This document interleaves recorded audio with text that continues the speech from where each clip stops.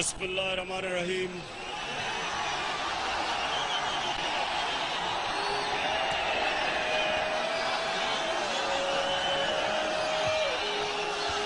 इय्याका नअबुदु व इय्याका नस्तईन। अल्लाह तेरी इबादत करते हैं और सिर्फ तेरे से मदद मांगते हैं।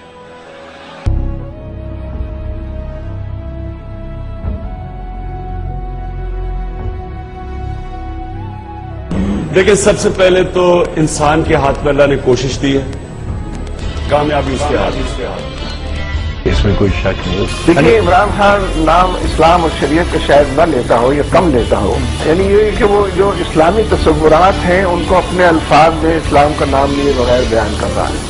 दहशतगर्दी की शक्ल में आ रहा है। ذاتی طور پہ میں سمجھتا ہوں کہ ڈرون حملوں میں کوئی قباحت نہیں ہے۔ کس کو مار رہے ہیں؟ القاعدہ کے لوگ جو بیٹھے ہوئے ہیں، جب ان کے پاس انفارمیشن آتی ہے کہ ہیں تو ان کے اوپر حملہ کرتے ہیں۔ آپ کے بھی دشمن ہیں، آپ پاکستان میں سینکڑوں سوئسائڈ بامبنگز انہوں نے کروائی ہیں، اگر آپ نہیں مار سکے، آپ کا اتحادی مار دیتا ہے تو کوئی اس میں وہ نہیں۔ جی، یہ صرف آپ کو ایک فرق دکھایا کہ عمران خان سمیت تمام political parties, M Q M, P M L N, even Peoples Party, کاف لیگ، سب یہ کہہ رہے تھے کہ ڈرون حملے نہیں ہونے چاہیے، لیکن اگر ڈرون حملوں کی حمایت کی ہے تو ایک ریٹائرڈ لیفٹیننٹ جنرل صاحب نے کیا ہے، جو ایک بہت بڑے تھنک ٹینک سے وابستہ رہے ہیں، اور وہ کہتے ہیں ڈرون حملوں میں کوئی قباحت نہیں ہے۔ عمران خان صاحب پارلیمنٹ نے قرارداد منظور کی، اس کی بھی سیاہی بھی خشک نہیں ہوئی، ڈرون حملہ ہو گیا، اس کے بعد ہیلی کاپٹر جو ہے وہ آئے، انہوں نے حملہ کر دیا۔ کیا امریکی اپنے عمل سے ہم سب کو یہ بار بار پیغام نہیں دے رہے کہ تم بغیرت لوگ ہو؟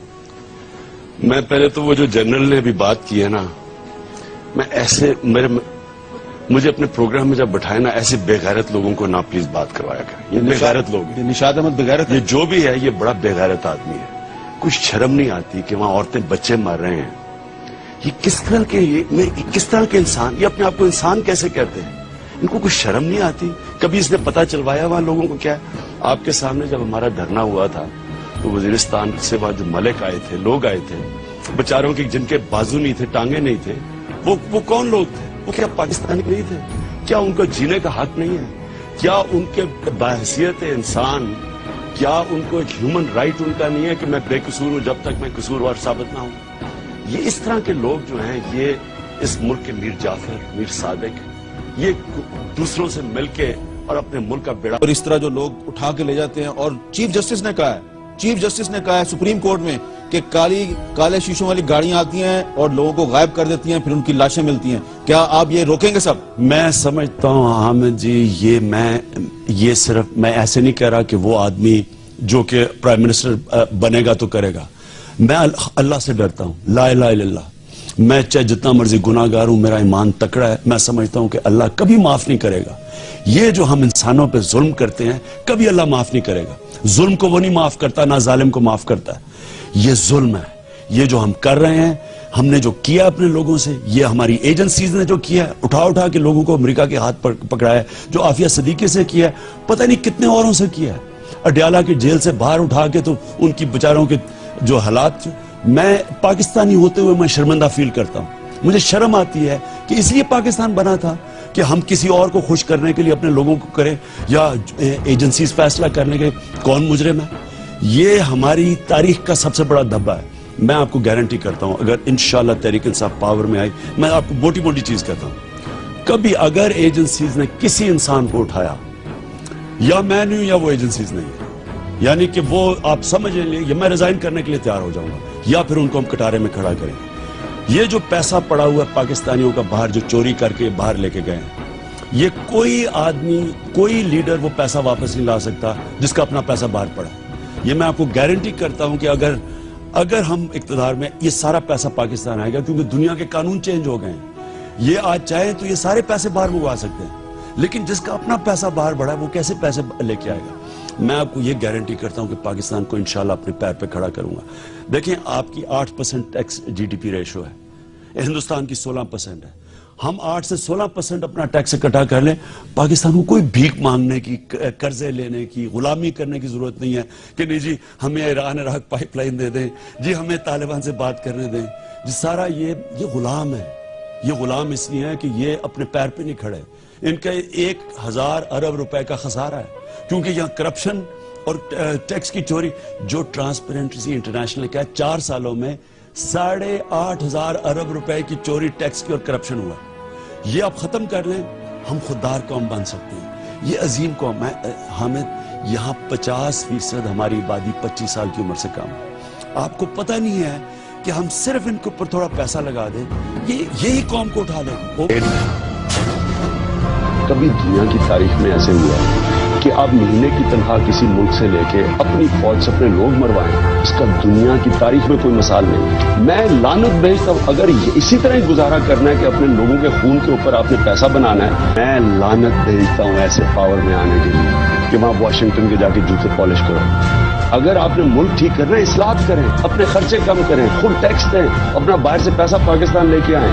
آپ کو یہ ثابت کر کے دکھاؤں گا کہ یہ ملک اتنا طاقتور ملک ہے. اس ملک کے لوگ اتنے ریزیلینٹ ہیں, ان میں وائبرنسی ہے.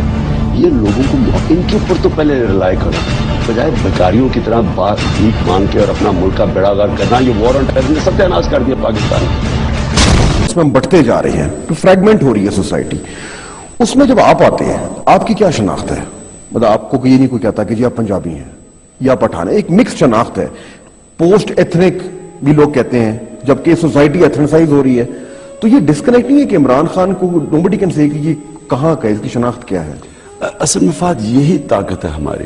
لیکن ہمیں یہ نہیں کوئی کہہ سکتا کہ آپ کسی صوبے کی پارٹی ہیں. ہمیں یہ بھی نہیں کہہ سکتا کہ آپ کوئی ایک انٹرسٹ گروپ ہے. مثلا یہاں تو ڈیوائیڈ ہو گیا نا, ANP مثلا پشتونوں کی ہو گئی.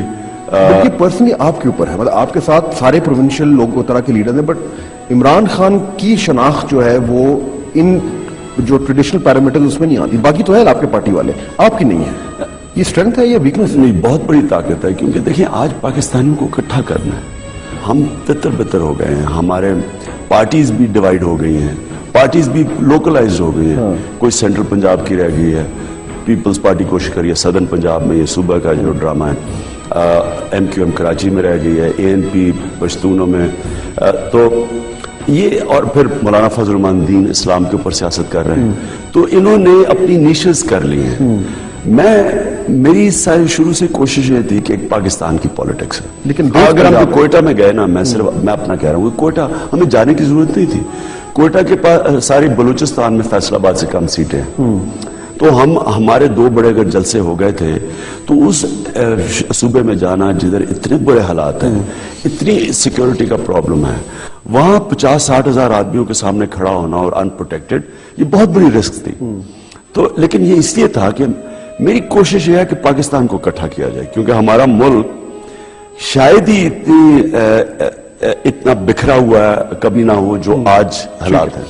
لیکن کئی لوگوں نے پوچھا ہے اور مجھے کہا گیا تھا کہ میں آپ سے ضرور پوچھوں, اگر آپ پاور میں آتے ہیں, ڈے 1 ہے, آپ آ کے اپنی کرسی پر بیٹھے ہیں, پہلا فیصلہ فرسٹ امیجیٹ سب سے پہلا فیصلہ تو ہوگا کہ سارے prime minister houses, president houses, governor houses, یہ ساروں کو ہم نے پبلک میں کنورٹ کرنا ہے. یہ پہلا فیصلہ ہوگا آپ کا فرسٹ. وہ اس لیے سمبولک ہے. قوم کو بتائیں گے کہ یہ ایک مقروض ملک ہے, لوگ غریب ہیں, لوگ بچارے کا خون پسینہ ایک کر کے ٹیکس دے رہے ہیں, اور ہم بادشاہ بن کے ان کے ٹیکس بولیں گے آ جاؤ اندر. نہیں, عوام آ جائے اندر. میں پھر سے کہہ رہا ہوں, بلڈوزر کھڑے ہوں گے لاہور. پہلے تو وہ لاہور کا گورنر ہاؤس پہ میری بڑی دیر سے نظر ہے. وہ اتنا خوبصورت وہ گراؤنڈ ہے اس کی, وہ ایک بادشاہ سلامت ایک بیٹھ کے غریب ملک میں جو انگریزوں نے غلاموں کے لیے بنایا. ایکچولی فزیکلی ڈوزر گرائے گا, ویسے دوبارے گرائیں گے ہم, اور وہ پبلک پارک بنے گی انشاءاللہ. اس کو لائبریری یا کوئی پبلک ایکیڈیمک انسٹیٹیوشن کوئی بھی پبلک کے بینیفٹ کے لیے,